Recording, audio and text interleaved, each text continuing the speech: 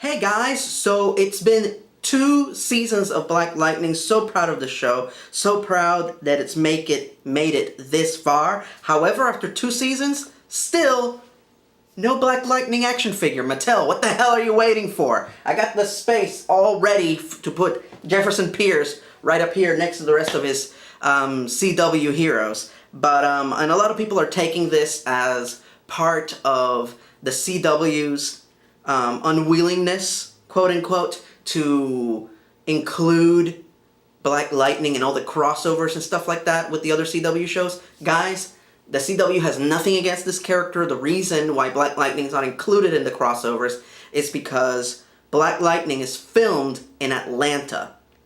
And the rest of the DCW shows are shot in Vancouver, like right next to one another. So it's really easy for those shows to cross over. But still, I 100% agree with all of you. I want to see Black Lightning cross over with the other shows, specifically with Arrow, but Arrow will end with the 8th season, which will consist of only 10 episodes. So it's highly unlikely that will happen.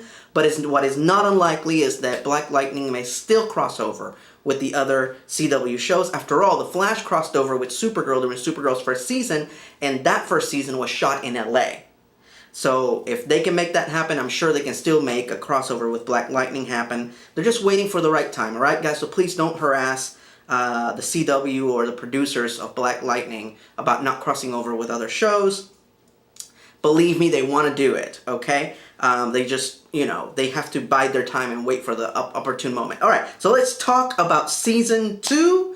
A few little things here and there were improved, but for the most part, I felt that it was pretty equal to Season 1.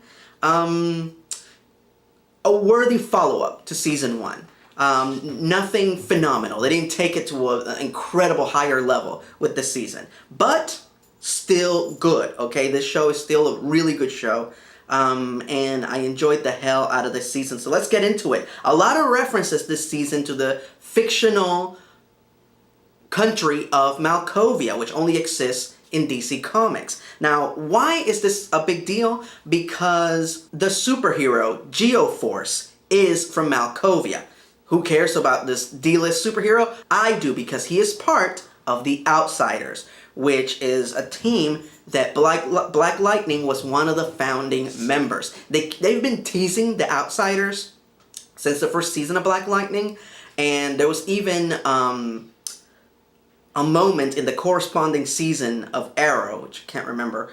I want to say it was season 6 of Arrow, where Curtis, they're trying to figure, all the Green Arrow sidekicks are trying to figure out what they're going to call themselves now that they've broken away from Arrow, and Curtis suggests the Outsiders. And I took that as a bit of an offense. To me, that was a little offensive because, like I said, that's Black Lightning's team. There's a Black Lightning show. So if the Outsiders exist, they should exist on this show. So, but it looks like they're slowly teasing at the idea of Black Lightning forming his comic book accurate superhero team, the Outsiders. One thing though, I have one request for the producers of the show. If for some astronomical reason they were to see this video, which they probably won't.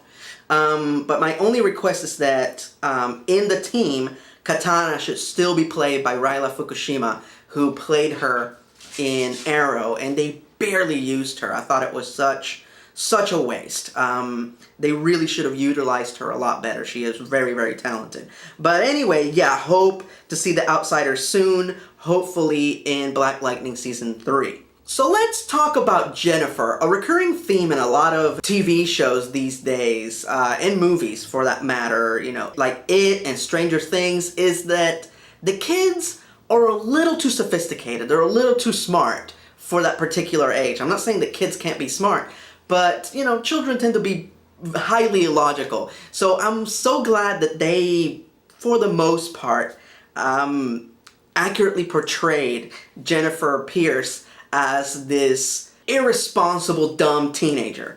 She has a great education, she has a good family, she has all the tools to be brilliant, but she chooses to be ignorant. There's even a great moment in the finale where she's arguing with Gambi about her heading out with the rest of the group to help fight Tobias Whale. And he says, you have to stay here. Going out there wouldn't be smart. And she says, I'm not smart then. And I'm like, I 100% agree with you.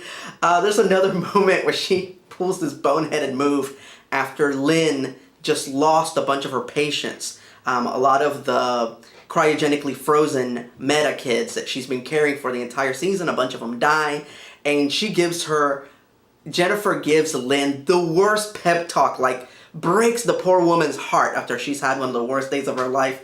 And Jennifer's like, okay, why are you so upset? I'm sorry. Ugh. And it's like, that's what teenagers are like. You know, they they can be book smart, you know, but having the ability to empathize with others, to really understand the world, it's not there yet. And they did a really good job of representing that.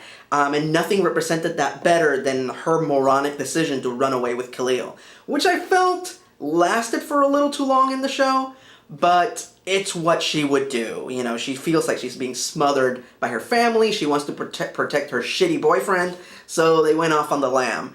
And of course, but here's another really good thing. For every dumb decision that Jennifer makes, she pays for it. And she definitely paid for that. Oh my god. Don't know the name of the actor who plays Khalil. I'm going to put it right there. But that young man, very talented. His death scene when he was talking to Chris Williams, Jefferson Pierce, and he begs him to kill Tobias Whale for him. Magnificent performance. Oh my god. And they teased at the end of the season that he might be back. That he didn't die, because it's comics, of course. Nobody dies in comics, except for Uncle Ben. So that's great. I really enjoyed him, but I hope that when they do bring him back, it's something good. Not in a cheesy, stupid way. And talking about characters that won't fucking die, Lala. Still don't know what they're doing with him. He just doesn't die. He just keeps coming back and coming back. It feels like they're gonna do something big with him, and then he just gets taken out really quickly at the end of each season. So I guess he's the Kenny of the show. But we'll see. Still don't know what the deal is with him. However, again, the actor who plays him, sorry, I don't know these gentlemen's names. Amazing. Fantastic actor, so I can understand why the creators keep him around. But I hope there's a point to this. I really do, because they seem to be prolonging something that really doesn't need to be prolonged. Just my opinion. Alright, moving on. Something that I didn't like is how they've just been killing off or getting rid of Tobias Whale's minions way too quickly. The show starts and he has two really cool, interesting minions in Joey Toledo and Cyanide. I see those guys in the pilot and I think, wow, those guys look cool, they look interesting, they look threatening and evil. I wonder what they're about. Boom, they killed off Joey Toledo within a few episodes into the first season. Then season 2 starts, first episode, boom, they kill off Cyanide. Excellent fight scene, by the way. Cyanide versus Kara, right there in the season 2 opener. Amazing fight sequence. But they killed one of the coolest bad guys on the show. And her replacement, Cutter, great character, just not as interesting. Cool character, and it had a great moment at the end of the show where Tobias, she is not just Tobias's minion, but she's also Tobias's lover, which makes the relationship more interesting. But she had an amazing, excellent, perfect moment at the end of the season where Tobias got mad at her and just went to choke her the way he would hurt any of his just regular minions. But that's not any of your regular minions, that's your girlfriend, dude. And he went to choke her, and she freed herself from his grasp and then said, I'm leaving. That's it. She just left. And that was awesome. I'm glad that it didn't turn into a Joker, Harley Quinn abusive relationship, because that would have been very uncomfortable. Realistic, but uncomfortable. So I'm glad that she isn't just a strong fighter and a badass killer / villain, pun intended. But she's also a strong enough woman to walk away from this powerful, rich, attractive man that she is involved with, and she still has the strength to walk away. And I thought that was really cool, that they didn't go the abusive relationship route with that. introduce a strong female character and then completely undermine her by putting her in that kind of relationship. So I really, really, really appreciated that. Still would have liked to have seen more of Joey Toledo and Cyanide. And the rest of the minions throughout the season, nowhere close to being as good. The little computer nerd that they used for a few episodes, again, they killed him off too quickly before I even developed any kind of interest to find out more about him. Best new villain, easily, Dr. Jace. Dr. Jace was terrible. Just the snottiest, meanest, most pretentious villain you will ever see. She means well, but unfortunately she has the bedside manner of a machine gun. I mean, so at the very, very end, when Lynn just lost it and jumped her and just started beating the shit out of her, I was pretty much like Black Lightning. I was like, you might want to stop beating her head. You know what? You got this. You got this. It's just fine. She's terrible. It's okay. It feels like they're setting her up for something huge. I think that they're taking her to Malkovia to treat their prince, who is Geoforce. So again, I'm sorry, I keep going back to that. I really want the outsiders on the show, guys. So I think that's what they're teasing, that she's going to create or help treat Geoforce and his powers. But we'll see. I hope she doesn't go away. She is a great character. Another antagonist, not necessarily a villain, was the new principal, Mr. Lowry, played by none other than PJ Byrne. Yes, the lovable, huggable, hilarious Bolin from The Legend of Korra played the snooty, dumb, tactless, insensitive principal in this season. He did an amazing job of it. He constantly gets accused of being racist. No, I just think his bedside manner leaves little to be desired. The scene where he butts heads with Jennifer over the shrine to Khalil being placed at the school. He was right. The guy was a gang member. He attacked the school. He attacked other students. I mean, why would they want to tribute him? It makes sense. It's not appropriate to tribute him. Jennifer has her point, but the one part where she was wrong is that he's not racist. It has nothing to do with race. It has everything to do with promoting bad behavior. Okay? The end. But his attitude is just shit, and PJ plays it beautifully. He's such a great actor, and sadly, it doesn't get showcased too often, but they showcased his amazing ability to play this horrible, mean character in this show, while he can turn around and play Bolin and make you laugh and make you love him, or Firestorm on Justice League Action. He also plays that character that is very similar to Bolin.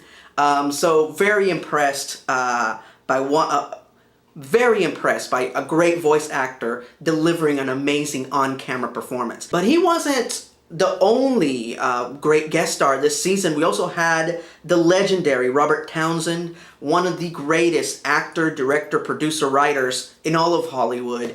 He has made so many movies that had given opportunities to African-American actors and filmmakers throughout the years.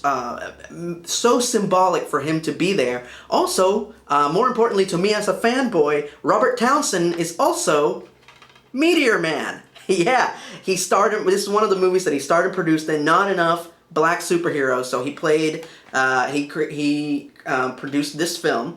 Interesting fact about Meteor Man, his secret identity, his real name is Jefferson Reed. Robert Townsend gave the character that name after two people that he admired the most. Jefferson, after Black Lightning, and Reed after a teacher that inspired him to be his absolute best. I'm sorry if it's Reeves. No, it's Reed. It's Jefferson Reed. I remember right now. So yeah, Jefferson after Black Lightning, Reed after a teacher that, made a huge difference in his life. The other huge guest star this season, the legendary Bill Duke. Most people remember him from Predator. He was the one that sneaks up behind another one of the soldiers and tells him that he'll cut him fast and bleed him slow. And then he's like shaving while he's waiting for the Predator, and he accidentally cuts himself. He's so entranced waiting for the Predator. Amazing performance. He's the one that fucking loses his mind after Jesse Ventura's character, Blaine, I believe, is killed. Blaine? I don't have time to bleed. You remember Blaine. Anyway, so Bill Duke, incredible actor, the original Bolivar Trask from the X-Men franchise. Look it up. Yeah, Bolivar Trask went from being a tall black man to being a really, really short white man in the X-Men franchise. That's how fucked their continuity is. Anyway, so excellent, excellent role that they gave him in this series as, you know, the cigarette man, the government man, the mysterious cloak and dagger type character in a suit that comes out of the shadows and is secretly controlling everything, pulling all the strings. Very cool role, and of course, man's a legend, so he handled it really, really well. Okay, I gotta get this out of my system. Peter Gamby is the fucking man. In the comics, Gamby is just this adorable, old Italian dude who is Jefferson Pierce's surrogate father, helps him out, you know, makes him his suits. He babysits the girls when Jeff is out crime fighting. Here, they upgraded him so freaking much. He is such a badass. Him and Jefferson Pierce are my two favorite characters on the show. Just a tie between the two. Gamby is such a stone cold badass in this show, and I dig it. Every time they go somewhere, like bad guys show up, they have to do something action oriented, and he just so happened to have two guns ready to go.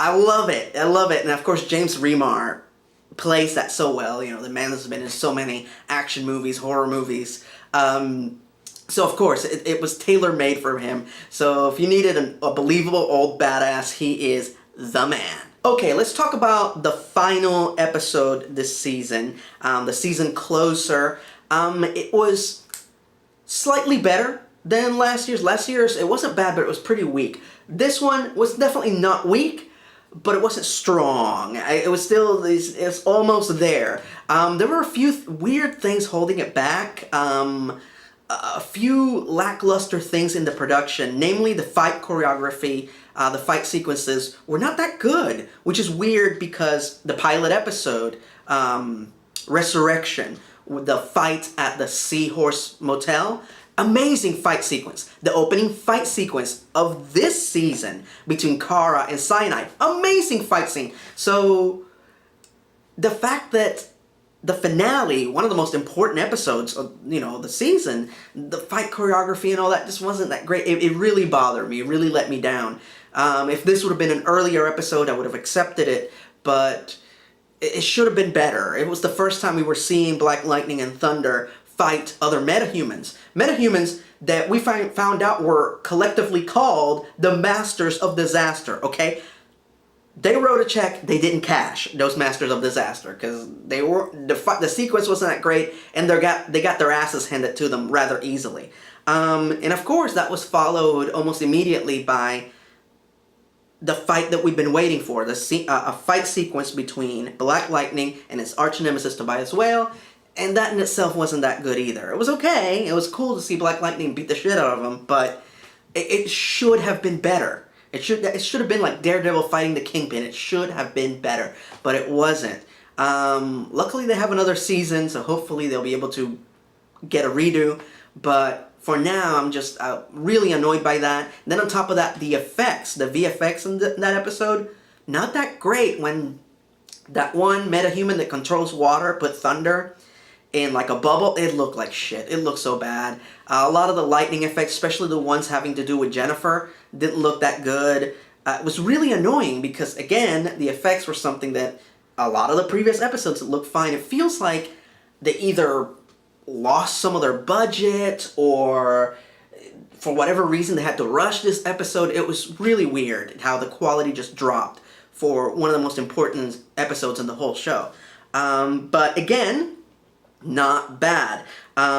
Just things that could have been better, and like I said, they have another season coming up, so plenty of opportunities to make things better. So, what did I think of Jennifer becoming Lightning is a question that a lot of people are asking me. I'm okay with it. Like I said before, I like how, unlike her father and sister, who instantly jumped at the opportunity to be superheroes, I like how she didn't want it. I love that. That was very interesting, and it was really well played by the actor. But as far as her finally suiting up and everything, I think that could have been done a lot better. They didn't really showcase it at all. They kept teasing the costume and teasing it, and then finally she just jumps Tobias Whale out in the middle of the street, completely covered in electricity. You don't get to see the suit very well. It was really annoying. With Black Lightning and Thunder, they really showcased them, you know, showing up in those costumes for the first time ever. It was really exciting. Jennifer should have gotten the same kind of reception when she finally suited up and became her superhero alter ego. But that's my opinion. Her entrance through Tobias's window was pretty damn cool. No argument there. But again, the whole thing could have been handled a lot better. So yes, quick recap. Slightly better in season 1, but not by much. This is good. It means that they're not using all their best material right out of the gate, okay? There's still plenty of room for improvement, plenty of room for them to blow our minds and give us something bigger and better, okay? So, which makes me look forward even more to season 3. Hope to see a lot more greatness as we go along, including the highly anticipated and highly requested crossover with any of the other CW shows. Thank you so much for your ongoing support. If you want more content from me, as my horrible schedule prevents me from producing more videos, you can feel free to follow me on Twitter at erodbuster1, where I make sure to post funny, interesting, and positive things every single day for you guys to enjoy, to hold you over in between the long periods in between my videos. So thank you for your ongoing support, because the fact of the matter is I could not do what I do without you.